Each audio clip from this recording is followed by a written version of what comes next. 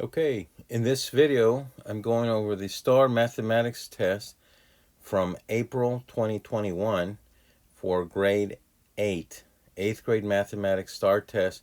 And this will be part 3 out of 3. And this will be the last 1/3 of the test, which will be problems number 29 through 42. And I'll attach links if you missed part 1 or part 2. We'll attach some links in the description of this video so you can go back and see those.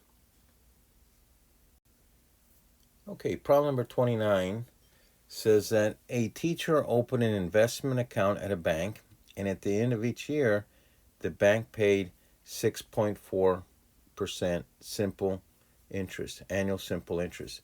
So that's the interest rate, and they're going to get 6.4% on this account. The table shows the activity in the account for 3 years. So for 3 years, here's year 1, 2, and 3. And at the beginning, there's $0, and then the teacher deposits $500, so her new balance is $500. And then 6.4% of $500 is $32, so that's the interest earned in the first year.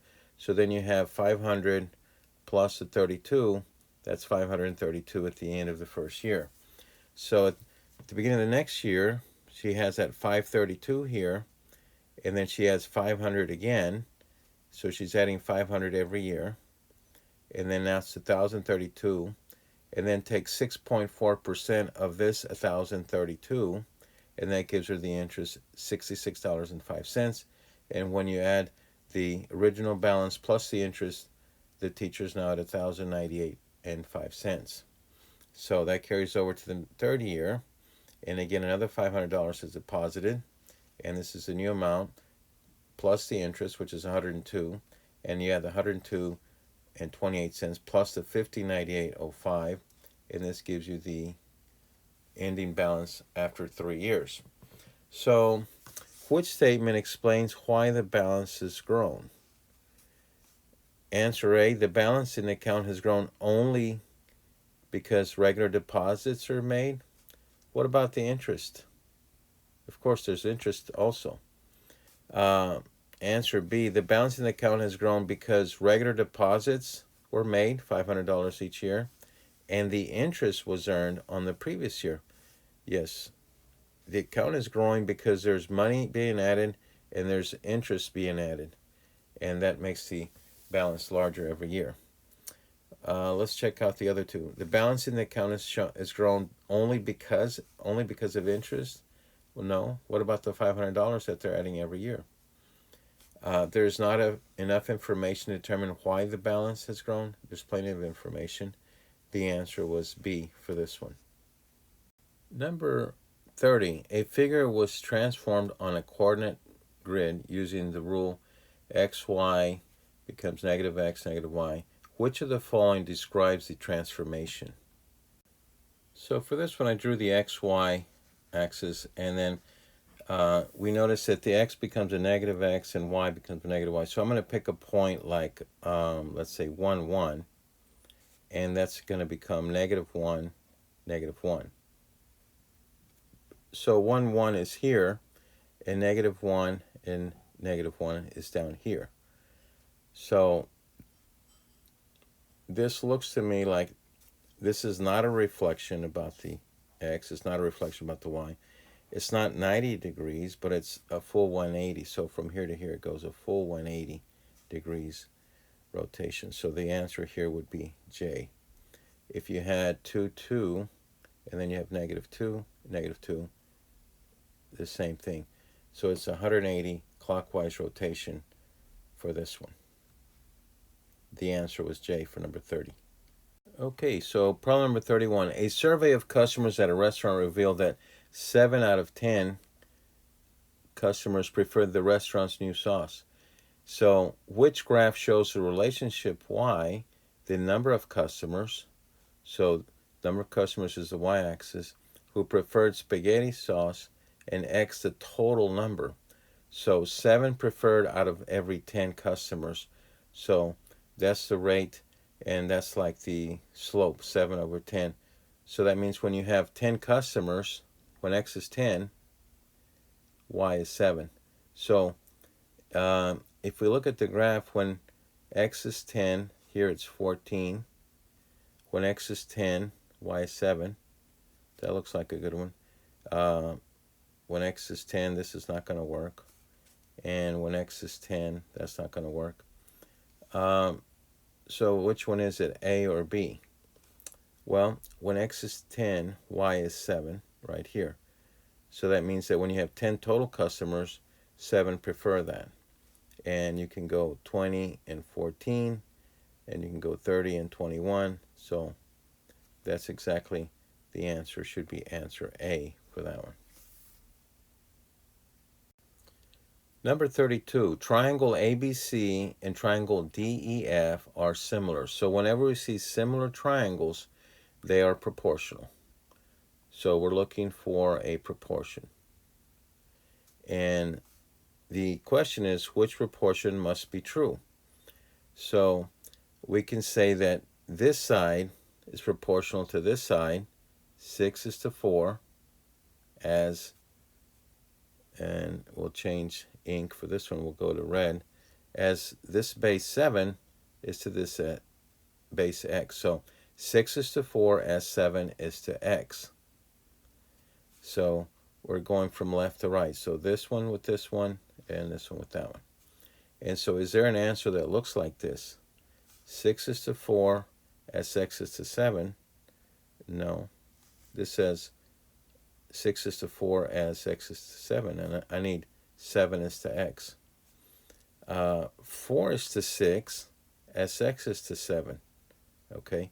So if I take the reciprocal of this, 4 is to 6, then I have to take the reciprocal of this. In other words, flip both of those, and that would be the same thing.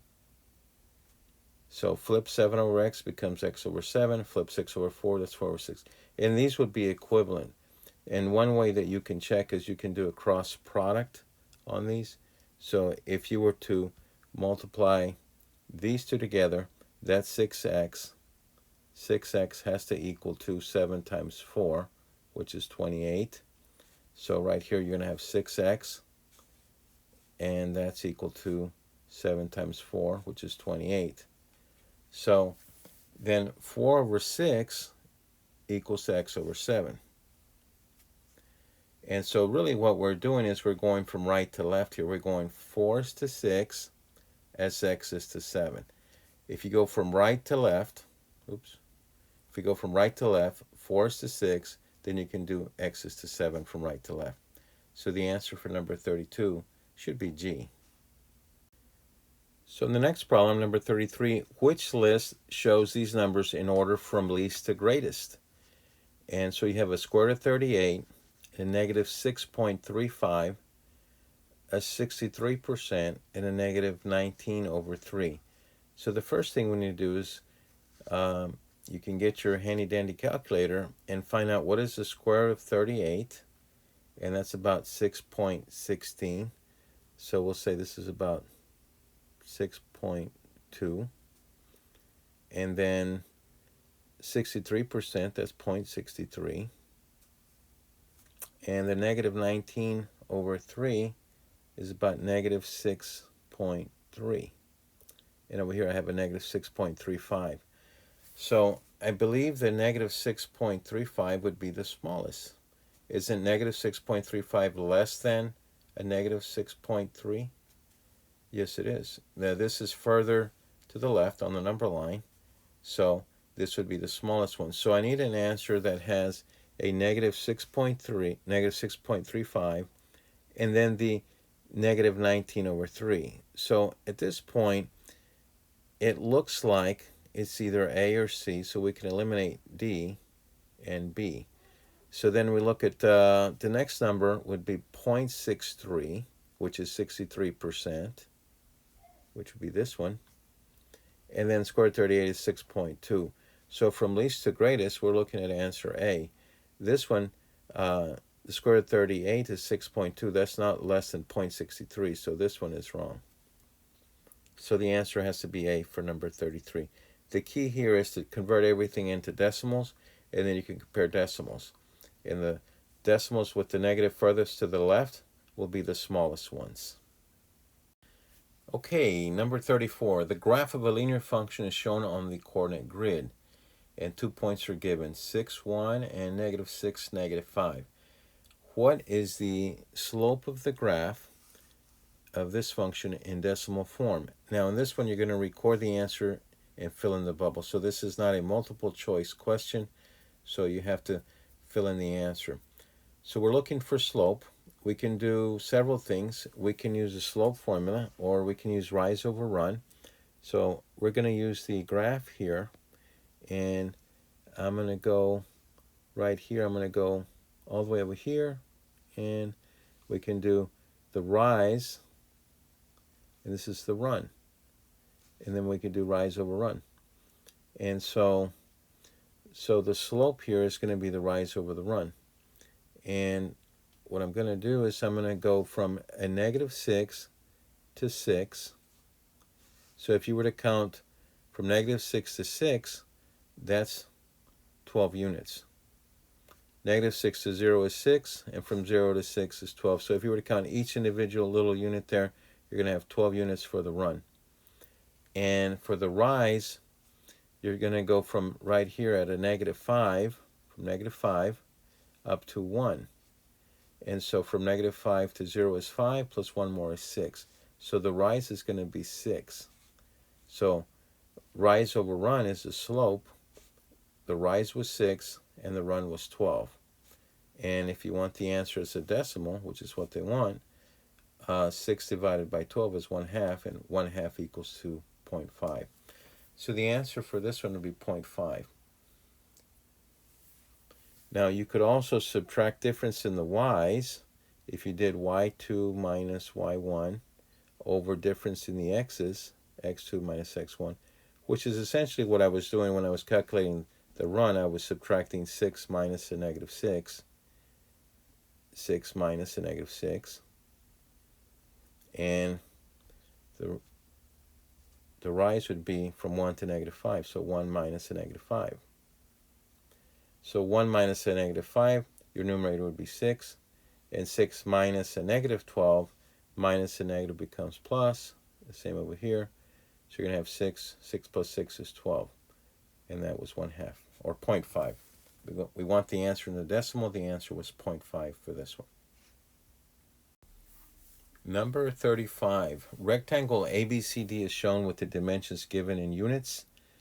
And so the length here is 9x minus 16 units, and the width is 1.5x plus 42. AB is greater than the length of AD. So they're telling us that AB is greater, segment AB is greater than the length of segment AD. So greater than. Make sure that you remember this is greater than, and of course the other way would be less than. So greater than, AB is greater than that. So all we need to do is AB is 9x minus 16. So 9x minus 16 is greater than the 1.5x plus 42. And so we look at our answer choices, and you're going to have to be very careful because one is less than as one is greater than. We're looking for B, greater than, and that's the correct answer. A is actually saying less than. So for number 35, the answer should be B. Number 36, you have a coordinate grid showing line segment XY. And we want to find the closest length of XY, segment XY, in units. So if we want to do that, we can draw a line here and a line here. So you have like a right triangle. Anytime you have a right triangle and you're looking for this side, this is the hypotenuse. So I'll just abbreviate as hypotenuse. And so this could be A, this could be B, and this could be C. And so we know that a squared, using the Pythagorean theorem, a squared plus b squared is equal to c squared. And I'm sure you've seen this formula, and it's in the formula chart. So what is AB? Well, AB goes from 0 to 6. So that's going to be 6 units. So we're going to square that. And b goes from -5 to 5, from here to here. From -5 to 0, that's 5, and then 5 more, that's 10. So b is 10. So what I have then is 6 squared plus 10 squared is equal to c squared. Well, 6 squared is 36, and 10 squared is 100. So c squared would be 136.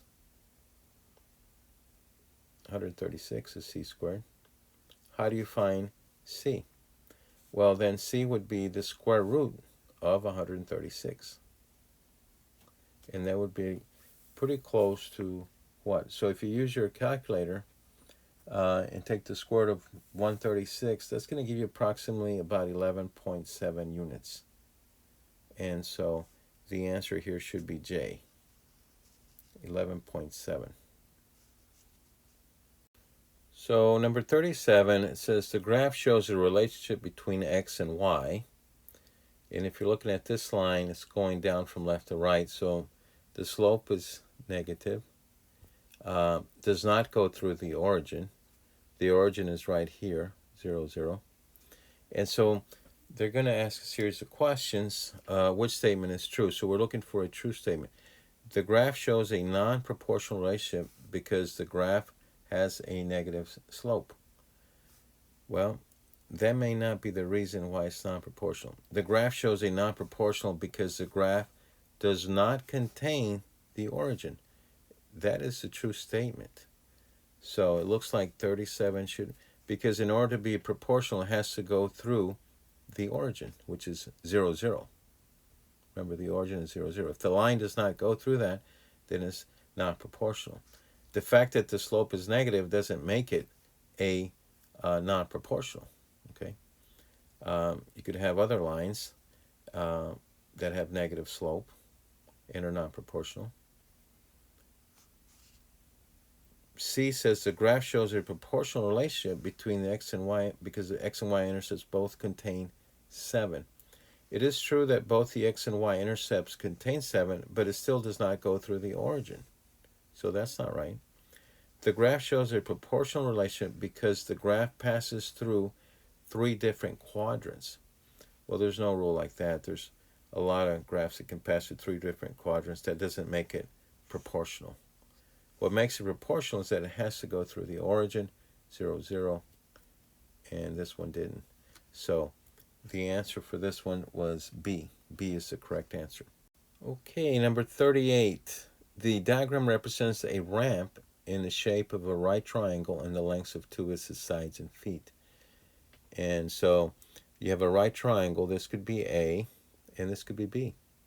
And we're looking for the length of the ramp. We'll call that C.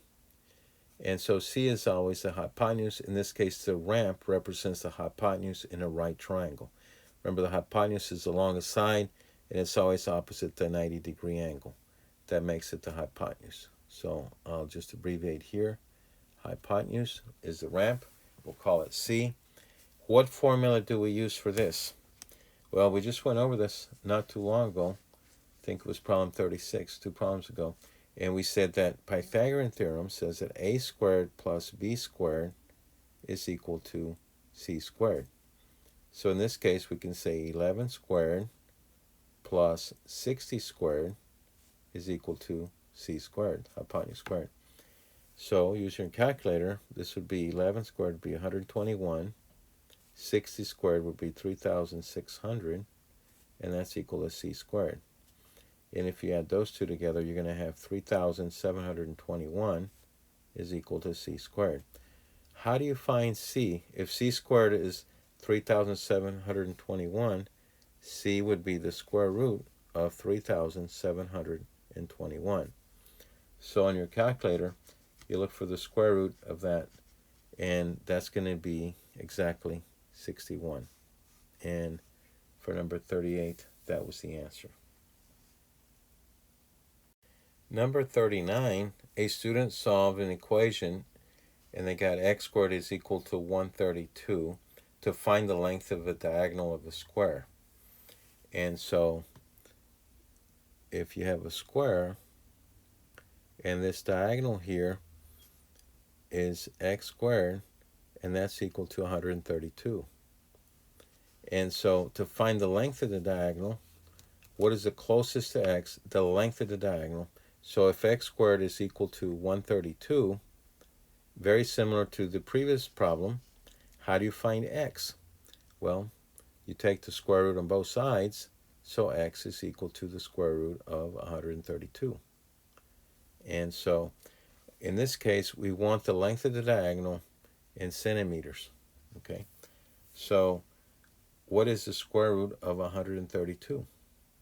So if you use your calculator, it'll be pretty close to, because they want the closest to x, pretty close to 11. It's 11 point something. There's no answer exactly. 11, 33, 44, 66. So we're looking for the closest to x. So for number 39, the answer is D. Now don't worry that the answer is not exact. They're saying what is the measurement closest to x? So it's not going to be exact. It's going to be rounded off. So think when it says closest to, think of rounding off. And so don't worry that the answer is not exactly here. It's not going to be there exactly. It's a rounded off answer. So 39, the answer is D. Okay, moving right along to number 40. The table shows the dimensions of 3 cylinders, cylinder W, X, and Y, and the radius is given for each one, and the height is given for each one. And so which 2 cylinders have the same lateral surface area in square inches? So we're looking for the same lateral surface area. So 2 of them will be the same. So what is the formula for lateral surface area? Well, it'll be 2 times pi times the radius times the height. So each one of those will have 2 times pi, radius, and height. So I'm going to have 2 times pi times the radius times the height. And I'm going to have this one 2 pi times the radius times the height. And this will be 2 pi times the radius times the height. Well, if I'm comparing these and I just want to see which 2 are equal, I don't really need to multiply by 2 pi. You can if you want to, but it's extra work. So what I'm going to do is I'm going to take the 2 pi off because it's not necessary, because they're all going to have a factor of 2 pi. So all I really need to do is compare the radius times the height for each one of those. And so 3 times 9, this has a value of 27. 4 times 2, this has a value of 8. And 4.5 times 6, you find out if you use your calculator, that's 27. So these 2 are the same. These 2, the W and the Y, are the same. They have the same lateral surface area, even though we didn't multiply the 2 pi. They're not asking for what is the surface area. They're asking which 2 are the same. So that saves you a little bit of work. Now, if you like videos like this, remember to hit the like button. That really helps out the channel. So W and Y, that looks like that should be answer F. W and Y, that would be answer F for number 40. Okay, number 41, we have a scatter plot, and it shows a low temperature and high temperature each day for a 2-week period of time. And based on the scatter plot, which is the best prediction of the high temperature in degrees when the low is 71 degrees? So what we need to do is draw a line that goes right down the middle, the line of best fit, the line that would fit between these two. Between these points. So let me see if we can draw a line. Okay, so I drew a line where I have somewhere down the middle between all those points, and it's an approximate line. So we want the low temperature 71. So right here is 71. So I go up here, and it's going to be either 87 or 88. So I look at the answer choices, and 88 is the only answer that's close to that. So 88 was the answer for number 41. Number 42, this is the last problem in this section. The cost of 6 pencils at a store is 30 cents. And each pencil has the same cost. Which graph has a slope that best represents the cost of each pencil at the store? So that means that one pencil costs 5 cents. So we'll look at this one. One pencil is 5 cents, two would be 10 cents, and it says 6 pencils is 30 cents. So right here, if you have 6 pencils, that's going to cost 30 cents. So it looks like this is the correct one. So I'm going to circle that, but I'm going to take a look at these others. No, that's not right. This is definitely not right, and this is a little bit too steep for my taste. That's not going to work. So if you just look at the graph, the answer here for number 42 was F. And that's it for this video. And 42 problems. I'll put a link for part 1 and part 2 in the description if you need to go back and watch those. Thank you for watching, and make sure you subscribe to see more of these videos like this. Thank you.